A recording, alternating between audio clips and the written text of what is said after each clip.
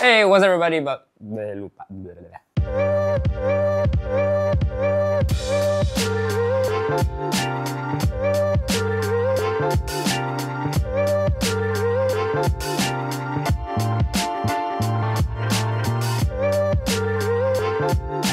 Hey, what's up everybody? Balik lagi di Suka-Suka Gue Coffee Channel. Hari ini kita mau menimbang-nimbang. Nggak, karena ngomongin timbangan. Jadi kemarin lagi ada regional competition, apa namanya? Coffee Fest Indonesia. KFI. Coffee Festival. Coffee, ya gitulah. Nah, abis itu setelah banyak booth-booth, terus ada jualan-jualan nyauten. Terus gue melihat sebuah scale lucu. Actually, ini bukan pertama gue lihat. Gue pertama kali lihat di Instagramnya Charity Cheung. Dia bikin kopi, terus pakai scale kecil banget. Ada yang nanya, merek apa nih? Gitu. Terus dia bilang merek Nuti. Anyway, jadi dia ada dua versi. Ada versi, bukan cuma beda kosmetik doang ini ya. Jadi ada yang ini, lebih hitam, slick gitu, kayak scale pada umumnya zaman sekarang. Yang ini atasnya kayu-kayuan gitu. Tapi bedanya juga, yang ini USB-C charger, yang ini masih pakai batu baterai. Batu baterai. Gen Z tahu nggak ya batu baterai itu?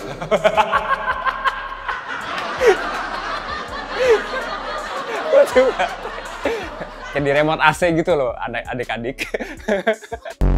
Harganya 269 apa 296 gitu. Yang ini lebih murah, 90-an ribu. Mungkin karena aksen kayunya kali, bukan karena dalamnya. Displaynya itu di sini gitu. Biasanya kalau scale displaynya di atas atau ada yang merek apa ya? Lupa, tapi agak miring gitu. Agak ada angle-nya. Nah, yang ini dia lurus di depan nih, jadi ada plus minusnya lah. Nanti kita cobain scale-nya biar sekalian kita tes gitu. Lalu kebetulan kita ada scale standar kafe-kafe lainnya. Ntar kita coba. Ya bukan bandingin ya, cuman kita taruh side by side aja, karena juga yang ini harganya 5 juta, yang ini harganya 200.000 gitu ya. Jadi bisa dapat 25 scale gitu.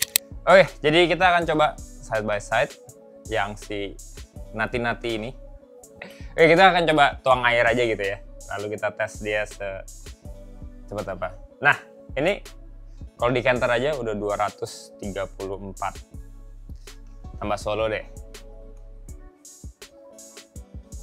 286. Kalau pakai switch udah 571. Tambah kopi 20, 590, tambah air 300. Ya masih bisa dipakai ngebrew. Tapi udah hampir mentok limitnya gitu ya. Biasanya kalau scale udah deket ke upper limit, accuracy-nya sengaja diturunin biasanya kalau yang merek ini, supaya dia nggak overload. Nah, kalau yang ini nggak tahu apakah kayak gitu juga apa enggak. Cuman ya just something to keep in mind. Atau ya kalian jangan pakai switch gitu. Ini kan kaca sama kaca gitu ya. Kalau atasnya plastik mungkin lebih oke, atau brewingnya bukan yang gede banget volumenya. Jadi ada Nor sama ada auto. Cuman scale ini tidak datang dengan manual book. Jadi gue nggak tahu Nor itu apa, auto itu apa. But we will see. Kita coba ya.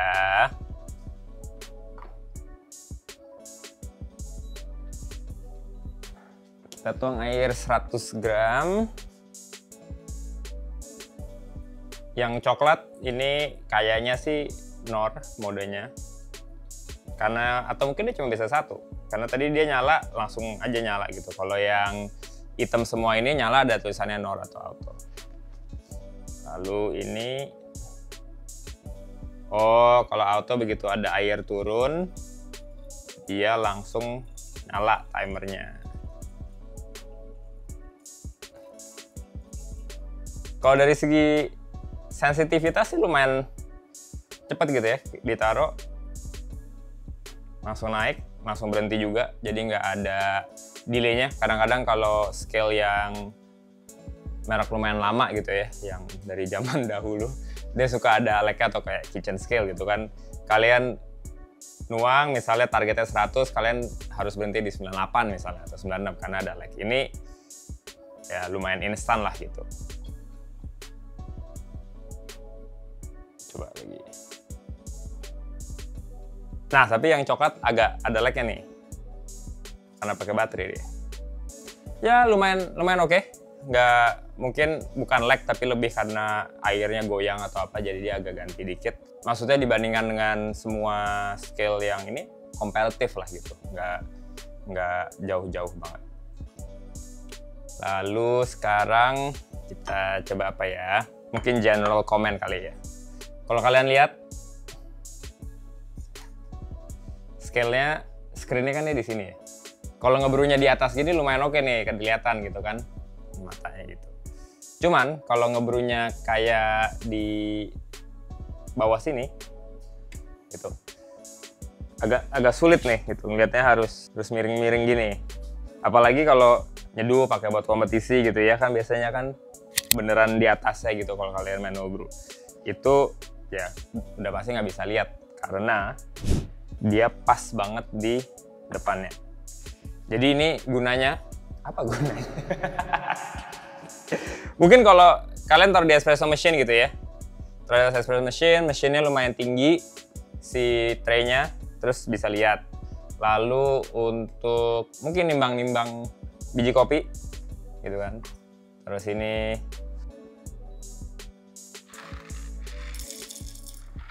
ya lumayan lah kalau buat dosing-dosing gitu. Atau mungkin kalian punya kulkas agak tinggi, nimbangnya di atas kulkas gitu, masih make sense. Cuman kalau beneran dari atas banget gitu ya, dibandingin sama scale yang tipenya seperti ini, nggak cuma Akaya doang gitu ya, merek-merek lain yang lebih tradisional ya, ini akan jauh lebih mudah.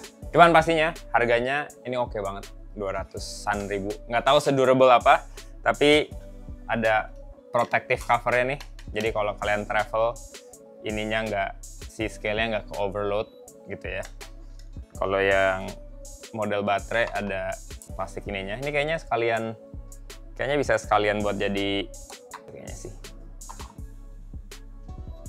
nggak bisa, tidak berubah dia, jadi dia protective cover. Tadi kirain kayak heat protector gitu, tapi ternyata dia emang protective cover karena ada si kakinya nih untuk dia supaya nggak neken. Jadi kalau kalian travel itu bisa pakai si protective covernya ini supaya nggak overload.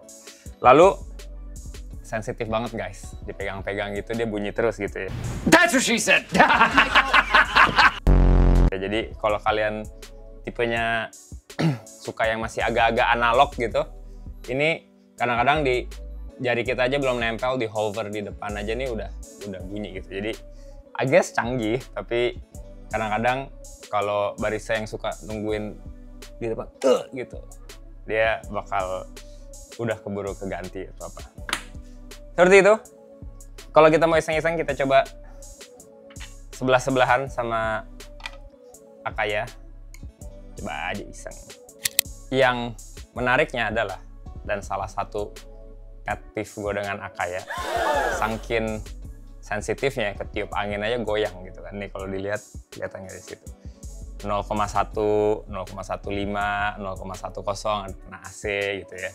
Atau kalau lagi dipakai kompetisi, terus stage-nya yang agak panggung gitu, terus kalau barista competition ada technical judge gitu, technical judge-nya lagi begini kadang-kadang suka goyang juga tuh dia. Kalau stage zaman sekarang sih udah kebanyakan nggak pakai stage lagi ya, di lantai gitu, tapi zaman dulu ada beberapa kompetisi yang pakai stage suka goyang tuh. Jadi kalau si Nati nggak, tapi ya artinya itu nggak terlalu sensitif gitu ya. Dan Akaya bisa diatur sensitivitasnya dari app kalau yang masih belum tahu. Tes ya,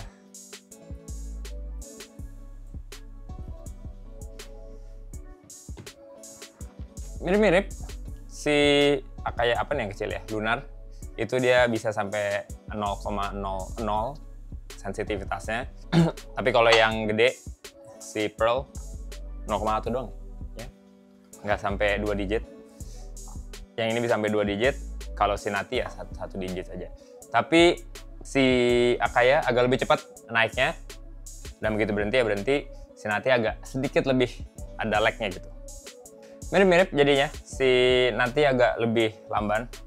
Actually lebih sesuai dengan, gue udah lumayan tua gitu ya, reaction time-nya agak lama. Jadi mungkin sebenarnya lebih oke, lebih aman gitu.